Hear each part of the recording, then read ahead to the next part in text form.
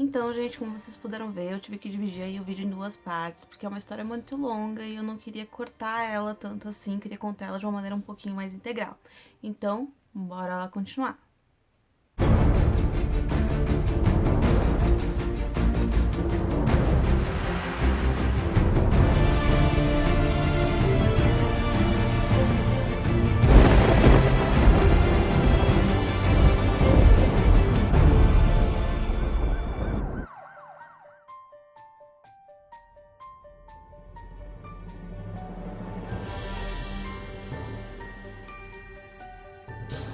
Então, após eles saírem do motel, eles foram até o Andrés para pegar ele no cybercafé onde ele estava. Pegando ele lá, foram para casa do Daniel, onde o Daniel e a Suzane deixaram ali ele um tempo brincando com uma mobilete que o Daniel tinha. Então o Andrés ficou um pouquinho de tempo lá na casa deles e só depois disso a Suzane e o Andrés foram para casa. Chegando em casa, então, o Andrés com a Suzane, eles perceberam que a porta estava aberta, a Suzane falou pro Andrés que a porta estava aberta, que ela estava achando estranha aquela situação, e eles entraram na casa. O Andrés chegou a gritar pelos pais dele, ninguém respondeu. Então a Suzane deu uma faca na mão do Andrés e falou para que ele saísse da casa, que ela ia chamar o Daniel, e eles iam esperar do lado de fora da mansão, porque não sabia o que estava acontecendo ali, se tinha um problema, o que tinha acontecido, se tinha acontecido algum assalto. Então eles saíram para fora, chamaram o Daniel foi até lá. Enquanto isso, eles tentaram fazer algumas ligações, o Andréas e a Suzane, para dentro de casa, para ver se alguém atendia o telefone de casa. Ninguém atendeu, obviamente. E então, o Daniel, mais ou menos 4h10 da manhã, ele entrou em contato com a polícia, falou que ele estava na frente da casa da namorada dele e que estava tudo muito estranho, que ele achava que tinha tido um assalto na casa dele, mas eles estavam do lado de fora da casa esperando ele com a namorada e o irmão da namorada. Então a polícia se dirigiu ao local, à mansão dos von Richthofen. Chegando lá, eles entraram na mansão, perceberam a bagunça que estava lá, só que era uma bagunça organizada, né? Ela não era uma bagunça assim muito grande, a bagunça ela se localizava muito mais no pátio de cima da casa ali também, onde tinha o quarto da Suzane, estava bem bagunçado. Então chegaram ao quarto dos pais dela e viram os dois mortos na cama. Então eles saíram da casa e vendo ali, né, que tanto a Suzane quanto o Andréas eram muito jovens, eles perceberam que eles eram muito jovens.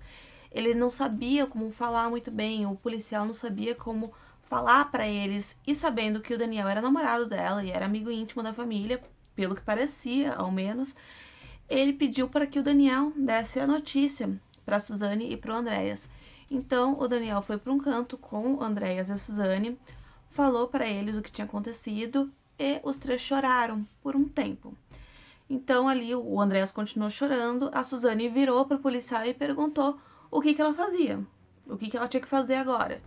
Então foi uma reação muito estranha, a polícia logo desconfiou dela, porque foi muito esquisito. Por mais que a gente saiba ali que tem um período de choque, né, ela pode estar em choque por ter recebido essa notícia, enfim.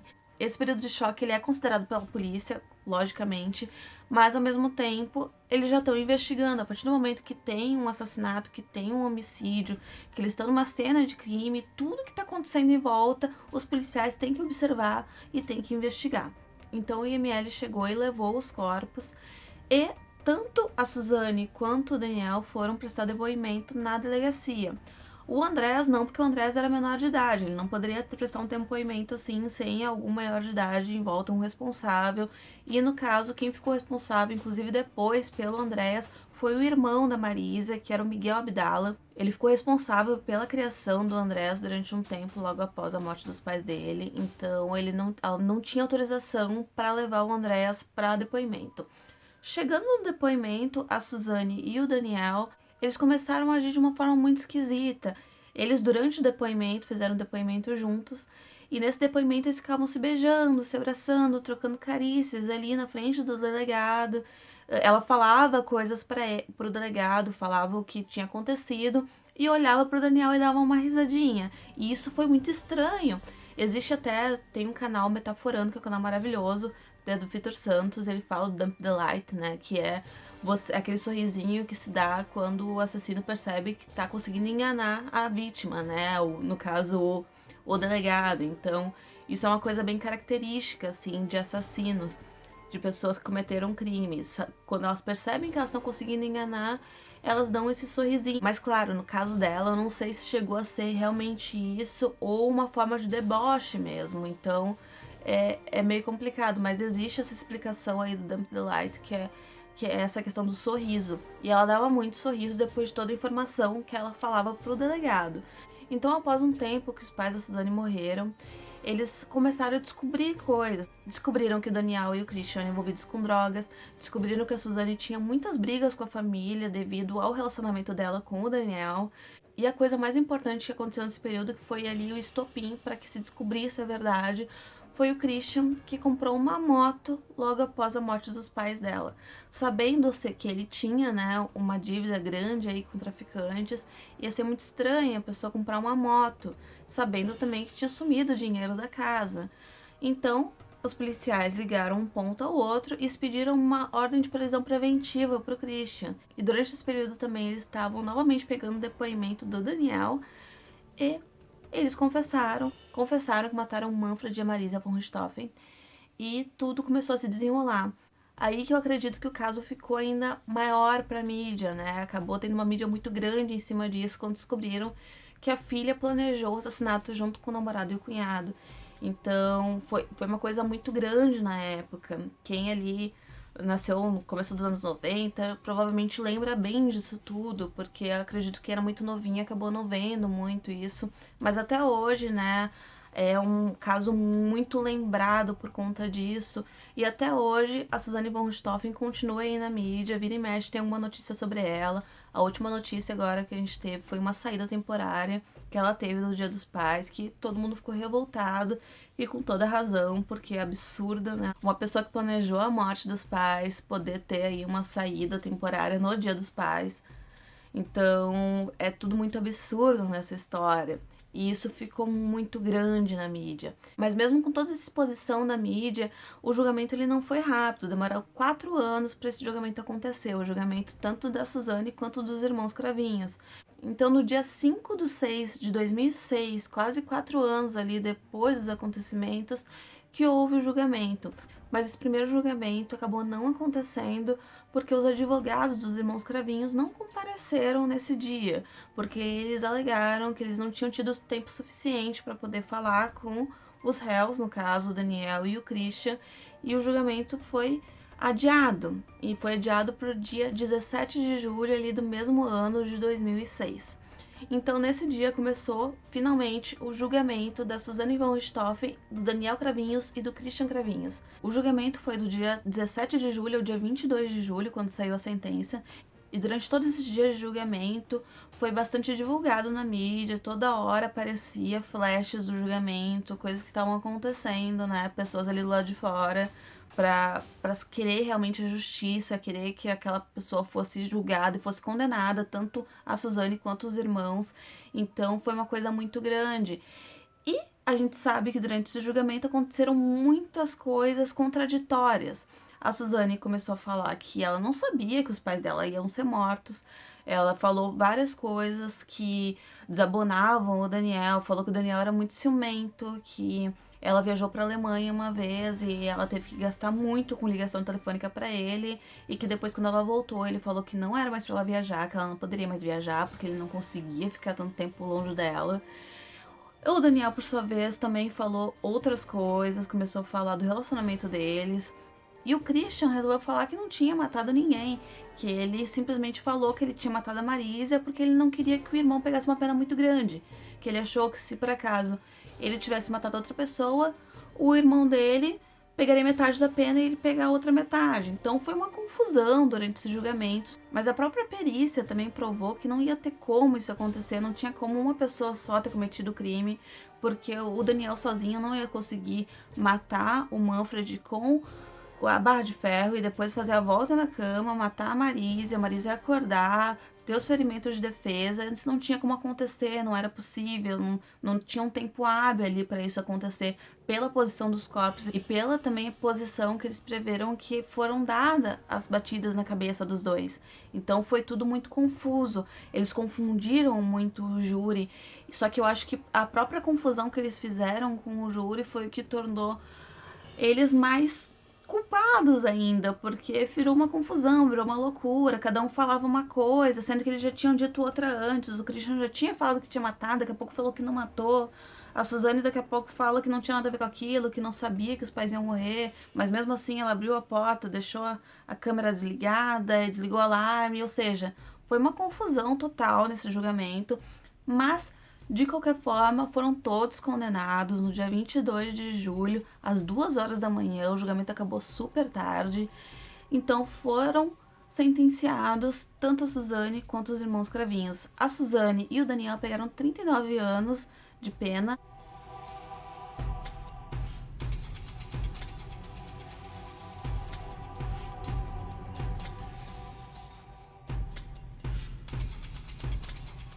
E o Christian, 38 anos de pena.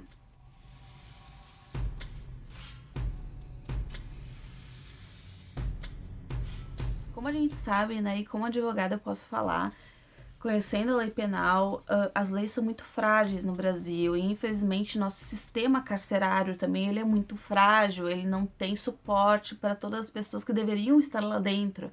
Então essas leis que acabam dando autorização para saidinhas, leis que dão autorização para o semiaberto, mesmo cumprindo pouco tempo de pena, leis aí que também não permitem que fique um período muito grande em regime fechado, tudo isso acaba colaborando com essa sensação que a gente tem de injustiça, né? Como se tudo aquilo tivesse sido feito e eles não estivessem pagando da maneira com que deveriam. E é muito complicado a gente lidar com isso, porque infelizmente, como advogada, assim, ou até os promotores de justiça, acredito, eles também ficam limitados. A gente fica limitada às leis. As leis estão aí e infelizmente a gente não pode sair muito disso. O máximo que a gente pode fazer é ali lutar pela condenação, mas mesmo assim sabendo que a pessoa não vai ficar o tempo todo na cadeia, que ela vai sair em algum período. A Suzane, inclusive, tentou também o regime aberto, mas ela não conseguiu, porque segundo o laudo do psiquiatra, ela é egocêntrica, narcisista e influenciável para condutas violentas. Então, isso tudo fez com que ela não conseguisse no regime aberto.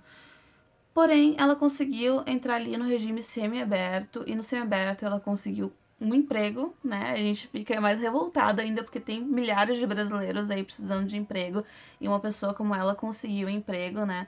Mesmo com toda essa repercussão que teve, mesmo com todos os antecedentes dela, ela conseguiu.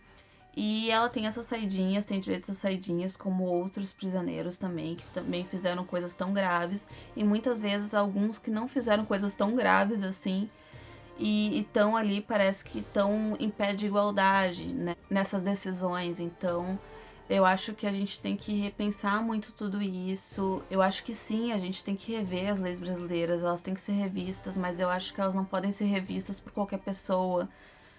O fato de muitos deputados ali, senadores, não terem conhecimento de lei, né, não terem conhecimento ali de lei penal, acaba fazendo com que algumas leis não se desenvolvam da maneira com que elas deveriam ser desenvolvidas. Elas acabam falhando muito, elas acabam tendo muitas lacunas por conta disso, por conta de pessoas que não têm conhecimento, que não sabem a vivência disso, que não viveram ali dentro daquele sistema, que não sabem, que não leram nunca um código penal na vida, estão fazendo essas leis. Então a gente tem que cuidar muito, né? Ter muito cuidado com tudo isso. E deixando claro que também tem muita coisa na lei brasileira, por incrível que pareça, que é muito melhor, por exemplo, do que a lei americana. Só que, claro, ela é mal aplicada. Não tem como aplicar ela corretamente como deveria. A lei americana, ela também tem muitas falhas. Ela é praticamente feita em cima de jurisprudência. A gente tem muito essa noção, né? De pegar e endeusar ali os Estados Unidos, achar que eles têm leis maravilhosas. Sim, alguns menores de idade podem ser julgados pela lei dos Estados Unidos, mas não são todos, nem todos podem ser julgados. Então, são detalhezinhos assim que a gente tem que ter mais conhecimento, que a gente tem que conhecer um pouquinho melhor da lei, conhecer um pouquinho melhor tudo que está em volta para poder julgar e falar. Assim como tem coisas que são maravilhosas lá e que precisam melhorar muito. Então, a gente tem que tomar muito cuidado com questões de lei, sabe? Com todas as leis. A gente tá tendo aí uma crise tão grande no Brasil, né? Em relação a outras coisas, a políticas públicas aí. Então, e é só mais um caso, né? Esse caso da Suzane von Richthofen, da família von Richthofen.